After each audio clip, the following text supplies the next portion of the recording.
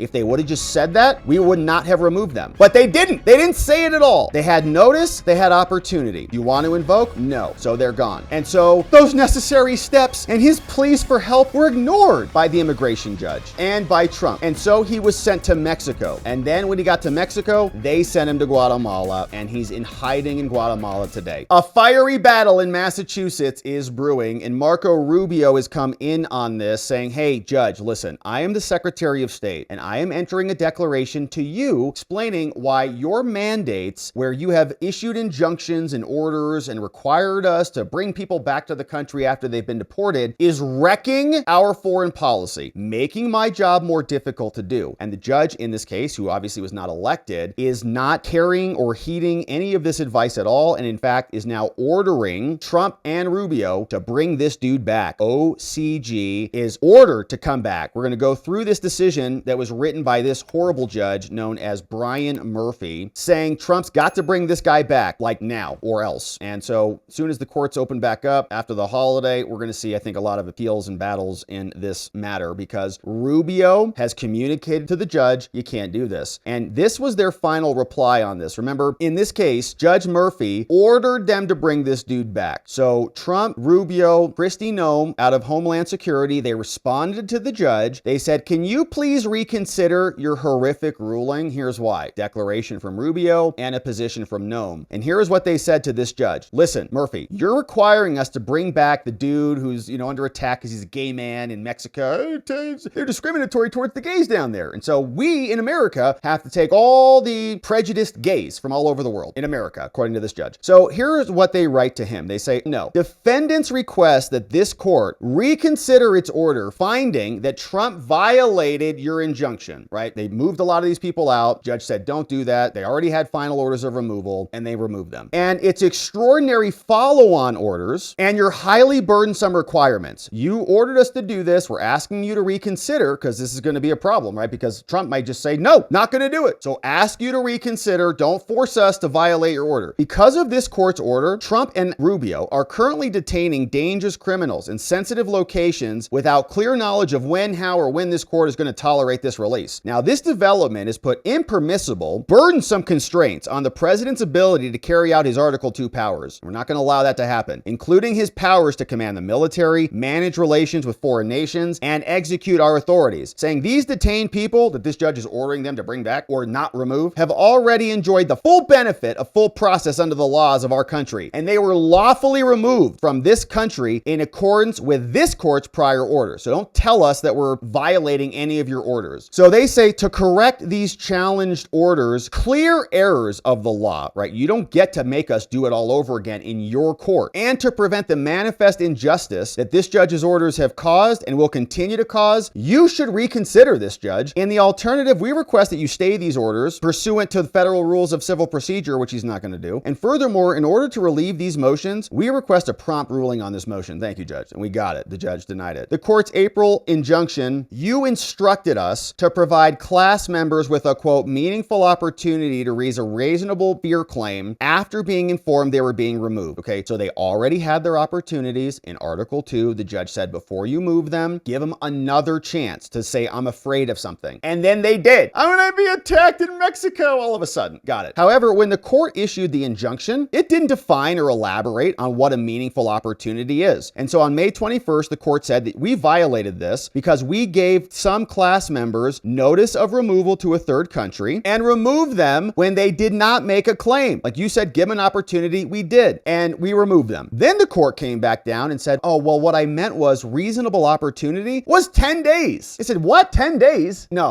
10 hours is fine. You're going to go. Do you have reasonable fear? No, I don't. Great. Get on the plane. Let's go. Furthermore, with respect to 6 criminal alien class members, the court determined, he said, well, you didn't give them a reasonable opportunity. The court then imposed additional requirements. Specifically, Judge Murphy out of Massachusetts required Trump to continuously maintain custody and control of these people and provide each one of them with a reasonable fear interview in private, with the opportunity to have lawyers there during the interview, either in person or remotely. Each alien must also be given the name and telephone number of the ACLU class lawyers, which you never get, free lawyers, as well as access to a phone, interpreter, and technology, and for a confidential transfer of documents, the same access they would get if they were in America. Moreover, Moreover, the Trump DOJ says each alien in class counsel must be given 72 hours of notice to make up their new claims. For aliens whose claim falls short of reasonable fear, right? So even when the homeland says, do you have reasonable fear? What is it? They say, no, I don't. I'm just here because whatever. They say, okay, you're gone. The judge said, sorry, your decision is not good enough. They still get 15 days in addition to that to then reopen their immigration proceedings. Reopen. They're closed. But the judge is going to give them a second bite at the apple, okay? You get a DUI, you get a speeding ticket, you get something, you get convicted, you don't like it, you go file with the judge, he gives you a free lawyer and gives you a second shot at it. Never happened in America because you're not an illegal alien and you don't get premium version of due process in America. During that 15-day period, Homeland must maintain the aliens within the custody or control and give them free lawyers from the gangbang ACLU. So DHS says, look, this is ridiculous. It's well established, okay? Federal court's reconsideration of its orders are warranted when there's a manifest injustice. Your orders are premised on an erroneous conclusion that we failed to provide meaningful opportunity for these 6 people. We allowed them opportunity that is eminently reasonable in the removal context. They don't get weeks to do this. Moreover, the orders infringe on the president's Article 2 inherent authority and the powers of the commander-in-chief, and they interfere with his duties to execute the law. And so you should reconsider your decision now. You, Judge Murphy from Massachusetts, erroneously concluded that we did not give them a meaningful opportunity, but we did. Your order said meaningful opportunity. You didn't tell us how long that was at all, and we interpreted it. The government informed the court that the definition of meaningful would be shortly before. We're planning to remove you. Here are your rights. Would you like to invoke your rights or not? Yes or no? No, you're gone. The government even went so far, here's a quote, they say, before an alien is removed, and one of the people who's suing here, OCG, who's allowed to proceed anonymously, admitted to getting an example. So even that one dude says, he wrote in his declaration, after I was taken out of the prison, the immigration officer told me I was being deported. Great, that guy had plenty of notice. The government even went so far as to suggest that the court could make legal findings and allow the agency to draft a proposal and then decide whether that was enough process. The court did not heed our warning. You didn't ask us to review the process at all. So we did what we thought was right since we're the executive branch. So we implemented your order. ICE provided notice shortly before removing them, and that notice was meaningful, and there was sufficient time to comply with all of this as written. These aliens needed only state, all they had to do was just say, I've got reasonable fear of removal to South Sudan. If they would have just said that, we would not have removed them. But they didn't. They didn't say it at all. They had notice, they had opportunity. You want to invoke? No. So they're gone. Therefore, Homeland attempted to remove these people who have committed the most reprehensible violation of our country's laws to a place where they no longer pose a threat to us. They got plenty of process. Now, the opportunity afforded to these aliens to raise a fear claim was meaningful and reasonable. In fact, the law says, 8 U.S. Code 1225 says we can immediately, the statute says immediately remove them. We don't even need a hearing. We don't even need further review. There's a limited window in credible fear persecutions, not the 15 days that this judge has shoved in here. And even when an alien in an expedited removal does say that their fear, if the fear is deemed non-credible, the statute says an immigration judge under Article 2, the laws say this, under Article 2, shall handle this as expeditiously as possible, to the maximum extent possible within 24 hours, but in no case no longer than 7 days. U.S. Code 1225 B1B33. The judge doesn't care about it, gives them 15 days, and a second hearing to reopen everything. The Supreme Court has upheld the constitutionality of this removal scheme. It's lawful. Comparison to this is directly on point. Both class members and expedited removal aliens have already been determined to be removable, and they would be making a fear claim in the first instance, right? The judge is giving them a handout. Hey, an assist, raise this claim, and here's an opportunity to do it. Accordingly, they got a meaningful opportunity, and you should not give them another opportunity and 10 days to meet with gangbanger lawyers to help them make up a claim. And by the way, Judge, you're interfering with the Article 2 powers. Even if the court didn't err with regard to meaningful notice, like even if you think that it should have been longer than we gave them, this is against the president's power. The president gets to manage foreign policy. You don't get to do that. The federal courts have no authority to direct the president to conduct foreign relations in any particular way, and you don't get the right to tell us how to engage with foreign sovereigns. That is the exclusive power of the president and the sole organ of the federal government when it comes to international relations. Now, you, Judge, are requiring us to maintain custody and control of these people in the South Sudan. This requirement has already had and will continue to have negative consequences to U.S. strategic interests, including in Libya, South Sudan, man, and more. We got a big redacted paragraph here explaining some of those consequences. Now, because cooperation with other nations is critical, your interference is going to cause problems in crises, and it's critical that we can do our job. Now, furthermore, Judge, your orders are also impermissibly disrupting the president's ability to execute the law, saying the relief that you've issued, including mandatory notice and reopening cases to the most reprehensible of criminals, greatly interfere with the president's ability to do his job. Reaching agreements with foreign governments to take these people back is part of our key effort, and your orders are imposing logistical burdens that are impeding our job. Aliens scheduled for removal are located throughout the country. This requires coordination of multiple offices across the nation. On any given flight, Judge, there may be aliens being removed to numerous foreign nations. This requires ICE to coordinate multi-leg flights through multiple countries. Given the complicated nature of these things, it can take 30 days or more. And so in order to remove people, we need permission from the countries. We need clearances for the flight. All stakeholders must be on board. Homeland needs to be on it. Not all countries will accept these people. There's a lot going on here. And so every time you tell us to do this or that or the other, you're interfering with these logistical arrangements. You're messing with our ability to do our job. In interfering with the president's ability to execute the laws, you're also creating serious safety risks. If we cannot remove these people in time, there are problems. Even convicted R'ers are on these flights. In other words, multiple criminal aliens, in this case earlier, had to be released into the community because we couldn't remove them, okay, under the prior administration. So we're not going to do that. For all these reasons, we have to execute the laws. And if you're not going to reverse yourself, Judge, which he's not, then we ask you to issue a stay on this so we can appeal it. Signed here by the Trump DOJ, Civil Division, Matthew P. Seaman, over from the Office of Immigration Litigation. Now, Rubio also sent in a declaration. He says, listen, in case you want to hear it from the Senate-confirmed Secretary of State, I am the Secretary of State, Judge Murphy, the Chief Foreign Affairs Advisor. The statements made are based on my personal knowledge as the Secretary of State. And it's confirming, Judge, that your orders are causing significant and irreparable harm to U.S. foreign policy. Your order requires us to go get these people. It's already having negative consequences in Libya, South Sudan, and Djibouti. In Libya, the court orders have interfered with quiet diplomatic efforts and exacerbated internal political and security divisions in Libya, as factions opposed to the Prime Minister Dibaba sought to capitalize on public reports of potential migration removals in Libya. Other political parties are now coming in here. Rival authorities based in Benghazi are now also saying, well, you're going to remove them. There's political unrest now that you're causing. In fact, new aligned forces took action against two large armed groups in Libya, and there was street fighting, the most serious since 2022. Judge, you're causing international harm and chaos. In fact, in South Sudan, says Rubio, the orders threaten to derail significant efforts to quietly rebuild a working relationship with Juba. Before the court's intervention, the government in South Sudan, which previously refused to accept the return of people, has now been working more cooperatively. Without their cooperation, moving humanitarian relief is also more difficult. It's not just about these criminal removals, it's also about other interfacing with the governments. The May 20th order also causes harm to Djibouti. Djibouti is strategically located in the Horn of Africa, sits astride the world's busiest shipping lanes, adjacent to at least several regional conflicts, terrorist organizations, and more. We got a joint task force over there and a military base. And now you're interfering with our ongoing diplomatic negotiations with them. Judge, the U.S. government aircraft also uses the Djiboutians. A flight bringing 8 individuals in there had to get approved by them. And your order interrupted the transit process, Judge, required the aircraft to temporarily remain in Djibouti. And we had to explain that because you're ordering us around. Now, this situation is diverting from our efforts. We're trying to counter terrorism. We're trying to deal with multinational militaries, and you're wrecking our foreign policy. Disruptions as a result of your order, Judge, have broader negative implications. These disruptions could interfere with basic humanitarian assistance and in a time when we need it. Some parts of the region are suffering from famine, and so you're killing innocent Africans. It is therefore critical to maintain effective foreign policy, signed by Marco Rubio. Now, the judge doesn't care. He's the president. He only cares about gay illegals. He doesn't care about other people. And so this judge wrote this back. Judge Murphy, he says, oh, okay. Let's talk about the plaintiff, OCG. Says he's got no criminal history. And this is Judge Murphy writing in response to Rubio and in response to Kristi Noem. Says after suffering multiple violent attacks, OCG sought protection in the U.S., where an immigration judge granted him withholding of removal from his native country, Guatemala. So they sent him somewhere else. This means that they said he can't go to Guatemala. 2 days later, later, he was placed on a bus and sent to Mexico. Perfect. But he says, oh, I can't go back to Mexico either, a country where he was previously held for ransom and ARD, because he's a gay man,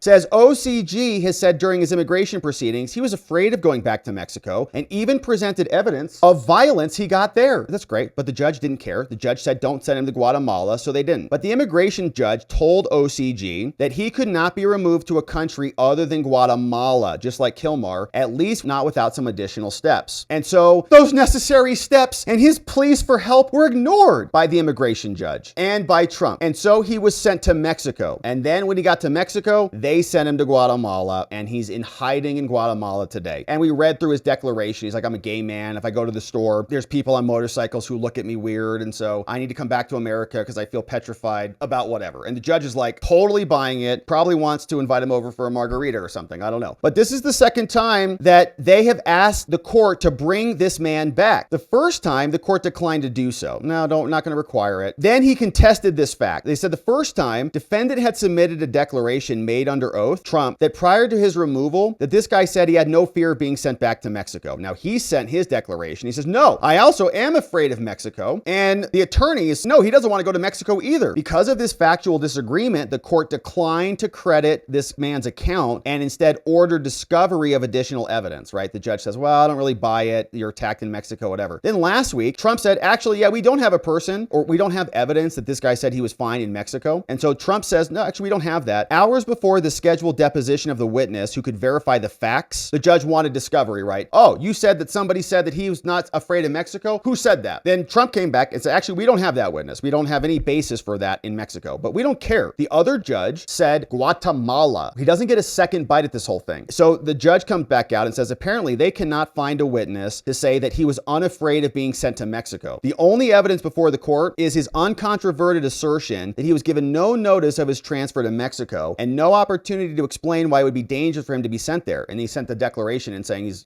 gay. Defendants' retraction of their prior sworn statements makes inexorable the already strong conclusion that he's going to win because he didn't have due process. Absolutely ridiculous. He already did in his removal proceedings. So the judge is going to open this back up again because he didn't get the chance to say he was scared of Mexico. Okay. He already had all of that with the withholding of removal to Guatemala. The judge admits it, said he was afraid of being sent back to Mexico, but the withholding was for Guatemala. Accordingly, their motion is granted. So now, because he's now creating a new claim because of Mexico, that you have to reopen this. He said, mistakes happen, but the events leading up to this decision is troubling. The court was given false information and you exacerbated that risk. You placed this dude's full name on the docket. He says, how dare you do that? So I ordered discovery to get to the bottom of this. Now here's the background. OCG is a native and citizen of Guatemala, says the judge. In March, he broke into our country illegally. March 2024, he's like, oh man, Trump's gonna get elected. I better get in there now. He says, well, I went to the border and I wanted asylum and I was denied an interview. Yeah, right. Broke into our country illegally. In any event, he was deported back to Guatemala. Then in April, so he comes across in March, gets caught, gets deported. Comes back in April, breaks into our country again, decided to try again and crossed into Mexico on his way to the United States. And on that illegal journey, he says he was attacked in ARD and held hostage until a family member paid ransom. Oh no, so that's our problem now. So then in May, he tries to come cross Mexico. Some Mexicans attacked him and held him for ransom. So then he's going to flee Guatemala again. He comes back in May. Again, arrived at the United States, picked up by Border Patrol. It's like a terrible illegal. It's like, oh my gosh, like 20 million people have come in here illegally. This guy can't figure it out. Sheesh. This time, however, he did go to an asylum officer. He says, I'm afraid of going to Guatemala. Third time's the charm. Already figured it out. He's like, oh, you have to say you're afraid of something. What? Guatemala. Okay. The officer said, oh yeah, you got credible fear of persecution. You're going to be tortured in Guatemala and initiated withholding proceedings. An immigration judge then came in, said, yeah, it's more likely than not, which is like the lowest standard ever, like preponderance of the evidence, like 51% just like, well, yeah, you're going to be persecuted and tortured if you're sent back to Guatemala. Why? Is he a political exile? Is he an advocate for something? No, he's just gay in Guatemala. That's it. So during the withholding proceedings, OCG asked if he might be sent to Mexico. Well, I don't want to go back to Mexico either. The immigration judge says, well, we cannot send you back to Mexico, sir, because you're a native of Guatemala. During another hearing before the court, the judge also described in detail, the violence he experienced while in Mexico. So this dude, everywhere he goes, he's under attack. At the close of that hearing, the government's attorney clarified with the immigration judge. He says, because Guatemala was a country of removal designated on the order, that was the only country for the purposes of withholding, and the immigration judge agreed, okay? You get one country. You don't get like a million different countries. But practically at that time, before Trump came in, one country was all you needed, okay? Because government wouldn't let you go. 2 days after being granted withholding and with no advance warning, OCG was put on a bus and sent to Mexico. And when was this? June 17th hearing. The judge didn't tell us what date that was. Granted removal. That's April 2024. So during another hearing, 2 days after that, he was sent to Mexico. Now, he begged the officers to let him call his attorney, but he was refused until 1 week ago. Trump then maintained that OCG verbally stated he was not being afraid if sent back to Mexico, but after speaking with them, now Trump says that he doesn't make that claim. Now, in Mexico, OCG was given the option. You can be detained indefinitely while trying to obtain asylum there, and he says, I'm going to be attacked in Mexico, or you can make the decision to go back to Guatemala. We're going to keep you in custody in Mexico, and you can apply for asylum, or you can go back to Mexico. The very country from which an immigration judge said you can't go back to. He chose! This dude chose Guatemala, and he remains there today. Okay, this guy went back to Guatemala voluntarily, and the judge is mad that he's in Guatemala because another judge said don't send him back to Guatemala. We didn't. We sent him to Mexico. Just yesterday, he says he submitted a declaration. We read it. It was so pathetic. Being unable to leave the place where he's staying. The police won't protect me because he's probably a hysterical person. And not being able to see his mother because they're going to attack her too for having a gay son or something, among other hardships. The most ridiculous thing you've ever seen. The guy chose to go back there. Now he says, I'm gay, I'm going to be attacked, and the judge said, bring him back. On March 23rd, the gay illegal gangbangers sought this action, and the court denied this part of their request, saying there's a factual dispute. But then we noticed in discovery that they identified this guy, and there was a TRO, and so the judge says, here's the legal standard. Now they're going to win. The court has already addressed a lot of this. We have jurisdiction. We said they got specific warnings, but the court already said general warnings are meaningless. And this is the perfect example. He did present evidence of his fear of going back to Mexico during his withholding proceedings. The immigration judge, he even asked, can I have immigration judge protection from Mexico? And he said, correctly in this court's estimation, that you don't need to worry about that. He only needed to worry about the country of removal already identified on his removal order. Now, in reality, his notice is a